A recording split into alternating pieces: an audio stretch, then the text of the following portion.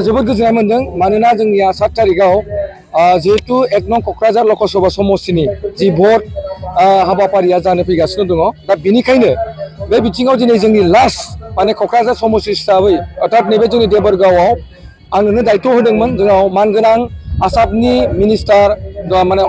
अशोक सिंहाल बिथाङा फैदोंमोन आरो बेजों लोगोसे जोंनि MLA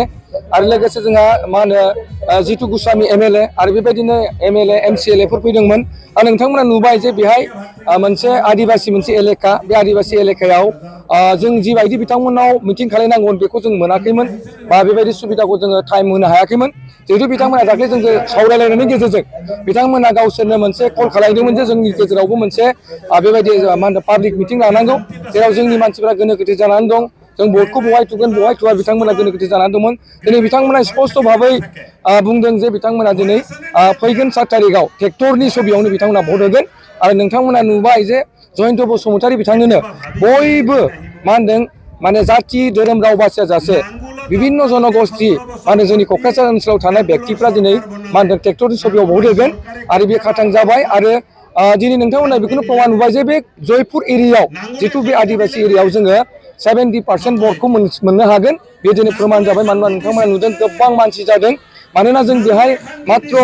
1000ल' जों टारगेट लादोंमोन नाथाय 130नि टारगेट लानायाव जों नुबाय जे दिनै 3000निबो बारा व्यक्तिफ्रा बेयाव बाहागो लादों आरो बेनो जोंनि मोनसे साक्सेस ग्रेन्ड साक्सेस होननानै जों सानना लादों आरो जेरैखि जे NDAनि जि केन्डिडेट मानगोनां जयन्त बसुमतारीया देरहासार जागोन आरो बियो सियर जाना फैबाय आरो दिनैनि दिनाव ना कंग्रेसनि फेक्टर दङ ना दिनै हाग्रामा महिलारिनि फेक्टर दङ दिनै बेबायदि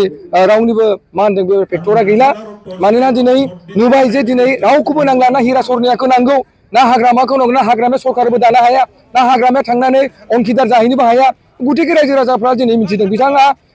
खोनानो मोनदों साननैसोनि उनाव बिथाङा न' सिङाव हाबनानै दङ मानोना खालि ओरै थाङो UPPLनि BJPनि AJPनि मिटिंखौल' नुयो NDAनि मिटिंफोरखौल' नुयो बेनिखायनो हाग्रामा महिलारि सारा दिनै हाबसोनानै थानायखौ जों नुनो मोनदों गतिके दिनै बेनो मोनसे प्रमान जे देबोरगाव ओनसोलाव देबोरगाव समस्ति हिसाबै जों जेरैखि जाया फैबाय थानाय समाव जोङो समस्ति हिसाबै जोंथ' MP देरहाखागोन खिन्थु जों समस्ति हिसाबै जों देरहासारगोन 15,000निबो बांसिन मार्जिन भट होनानै जोङो जयन्त बसुमतारीखौ MP देरहासार जानायाव जोंनिफ्राय बिगोमा माने हिसाबै जोङो जोंनि साफ्रोमबो भटार्सफोरा मा होनदों आग लानानै बिथांमोना दिनै जोंनो जाफुंसार होनायनि मोनसे बिथांमोना बाथ्राखौ बुंदों दा ओंखायनो आं सानदों दिनै गासैबो दोलो दोलो ओंखारबोदों जनगोष्ठी बासिया जासे राजबंशी आदिबासी जों गासैबो जाथि अंगदन बिथांमोननि दल अंगदनफोरजों रायलायदों सावरायदों आरो बिथांमोना जोंखौ अपेनलि सापर्ट खालामदों आरो देग्लाय खोब मोजां मोनसे पजिटिभ आरो बेनो जोंनि प्रमान जे 25आव जे जोङो सरकार दागोन NDAनो सरकार दागोन बियो जोंनि थाखाय 100% जाना फैबाय मानोना रायजो राजाया दिनै मिथिबाय जे 17 बोसोरनि हाग्रामा महिलारिखौ नांला होननानै आरो बिथांमोना 3 बोसोरनि जे प्रमद बर' बिथांखौनो नांफिनगौ होननानै दिनै मोनसे बे जोंनि गेजेराव रोखा रोखा पिक्सार मोनसे जाखांनायखौ जों नुनो मोनदों मानोना दिनै बिथांमोना दिनै प्रमद बर'आ थायोब्लासो जोंनि दुखिया श्रेणी गांनाय उखैनायखौ सुफुंनो हागोन आरो प्रमद बर' थायोब्लासो गुबुन गुबुन जनगोष्ठीनि हानि मोनथाय जोंनि जेंना जेंना जाथिनि समस्याफोरखौ समाधान खालामगोन होननानै बयबो जाथि जनगोष्ठीनि मानसिफ्रा मोनसे प्रमद बर'नि सायाव मोनसे फोथायनाया दिनै 100% जाना फैदों आरो बिथांमोना दिनै मा होनदों दलै नोगोरै मा होनदों प्रमद बर'नि मा आशीर्बादनि गेजेरजों प्रमद बर'खौ आशीर्बाद होनो थाखाय दिनै प्रमद बर'आनो BTRआव CM जाबाय थानांगौ बे माबाखौ मेसेजखौ होनो थाखाय दिनै नरेन्द्र